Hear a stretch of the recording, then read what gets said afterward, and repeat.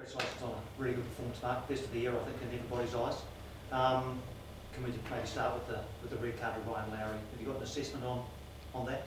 Yeah, wasn't a red card. Definitely was not a red card. At best, a free kick because he slid in, but he completely got the ball cleanly.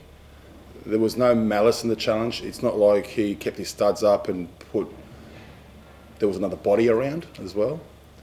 There was no reaction from the Perth players. There was certainly no reaction from us. I was very surprised when he came over to have a look at that. And then when I saw him looking at it, I still couldn't believe that he was looking at something like that. It's extremely disappointing because, like you said, it was probably, and it was, the best performance of the season. We did not deserve for a decision like that to go against us. Why? I have no idea. I don't know. It'd be a good opportunity to have a chat to him. And we've seen it happen in the past where referees have come up post-game and had a chat about their decisions, because not only is he liable, but so are the people who are in the office or in that little bunker room, whatever you want to call it, making those decisions, or being in the ear of the referee to have a second look at it. You know, why didn't he have a look at the penalty decision? For me, when I saw that again, the replay, that's a pen. Majority of the times, that's a penalty, and yet he wasn't told by the people up in the room to have a second look at that, and yet they look at a challenge like that. For me, that's part and parcel of the game. That's a great challenge. Ryan didn't deserve that. He was a fair challenge, no malice in it, and he has completely killed the game. He completely changed the game for us, completely. Football's not fair at times, but like I said to the players afterwards, I couldn't be more prouder of them. You know, they're really down and out. What an opportunity to get maximum points against the league leaders. Everyone's been talking Perth up, and rightly so. Good side, playing well, getting results. I thought we showed them up today. I really did. I can't recall them having a shot in the first half. We had plenty, and a penalty decision that should have been there as well. You know, we started the second half brightly as well. We started to kind of lose control of the midfield around the 60th minute mark. But like I said, I thought we were in total control of that game, and we deserved more and should have got more. We get crucified as coaches, you know, when results don't go our way. You know, there certainly needs to be something said about that referee today, because I thought he completely lost control of the game, and it cost us. I don't normally say that. Referees should never, or officials should never, dictate the end result, but I think it's for all to see. You know, like I said, I was inundated with a huge amount of text messages. Not one person didn't mention the red card and the penalty that went against us. So it wasn't just the red card that you weren't happy with, it was the overall refereeing performance out there tonight as well? I just thought in the second half, every single moment that he could have gone out and pulled out a yellow card, he did with us. Whether it be us standing on the ball, whether it be Stevie Taylor, the ball ricochets off him and he goes and clears it. He could have had a chat to him instead of giving me a yellow card for kicking the ball away. There were so many moments to Ollie Sale, you know, okay, perhaps that one was a yellow card if you want to have a look at it, but there were times where Perth slowed the game down quite often, including a throw in the far side. You know, we spoke to the official, nothing was said, he's not in his ear, and yet when we do something like that, you know, we can't take quick free kicks in the second half as well. Like, all those decisions went against us today. It couldn't have been more one-sided. I've never seen anything like it. It was actually, it got to the point where I had to laugh. I turned around to Sean and to my coaching staff. It was hilarious. It was a joke, an absolute joke. You know, if he can sleep well at night, great, good on him. But you know, he's cost us. You know, he certainly has, and that's just how I feel. And like I said, my biggest disappointment is for my players right now, because we deserve 3 points against the league leaders. We put on a show tonight. We put on a display tonight, and they deserve more. What do you do with the VAR if this is what's happening? Good question, Liam. I don't know. All we can say is that, you know, when it first came into play, people were kind of fans of it, you know, and saying, okay, let's see how this goes and let's see how it pans out. At the start of the season, it became an absolute joke, didn't it? I think every single person would tell you, 99% of people would tell you, this has got to stop. And they did well. I must say, the VAR, they weren't interfering with play, they weren't interfering with the referee. There were some 50-50 decisions that could have easily gone and it could have been a lot worse for any team. and yet we come back here. We come back here and we just have to be the ones who are on the end of it. Wellington Phoenix, little old Wellington Phoenix. And I spoke about this when I first came to this football club, that nothing goes our way. Everything goes against us because no one wants us around. And here we are, 6 weeks into the season, and we're seeing this happen. What do? I don't know. Coaches, players, fans, all the majority of stakeholders. I'm sure you guys in this room aren't fans of it, unless you are. No.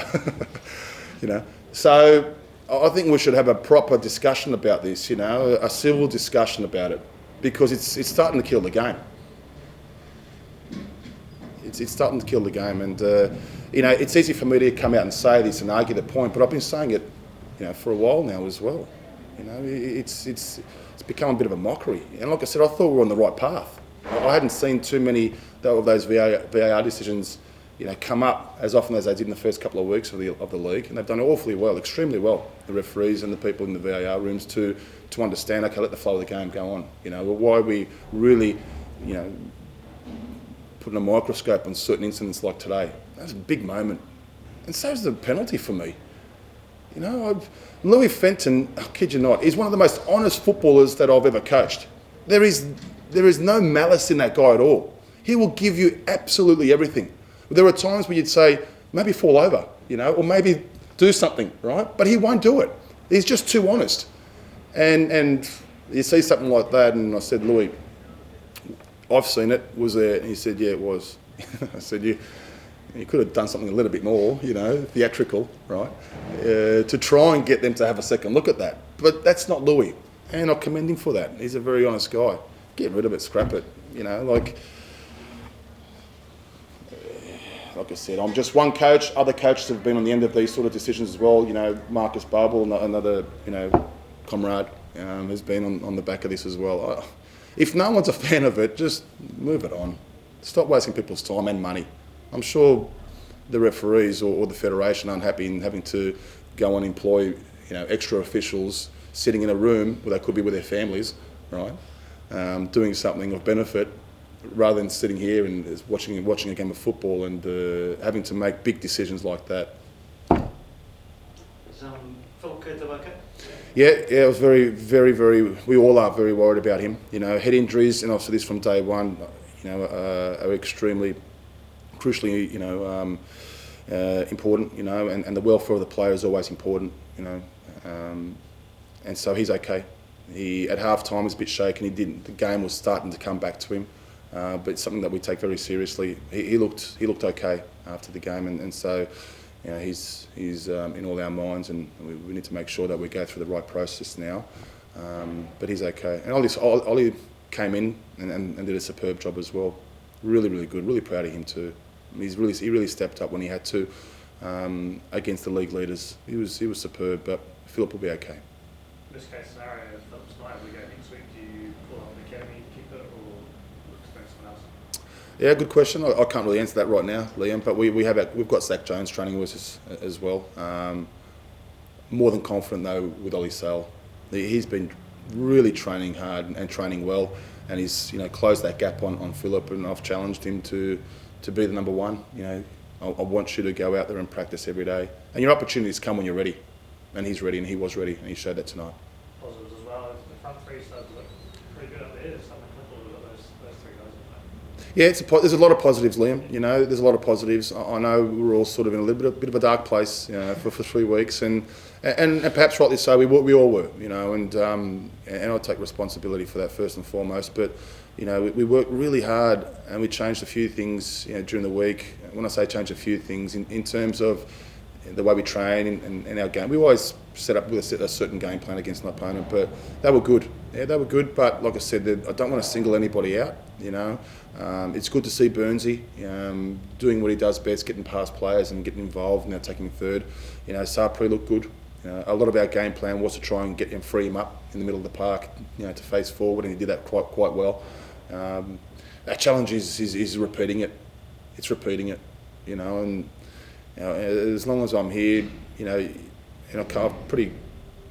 been pretty blunt in my assessment of how things have to change. And I was speaking to Piney a couple of days, I think just yesterday, about There's so many changes going on at the football club. A lot of people don't see.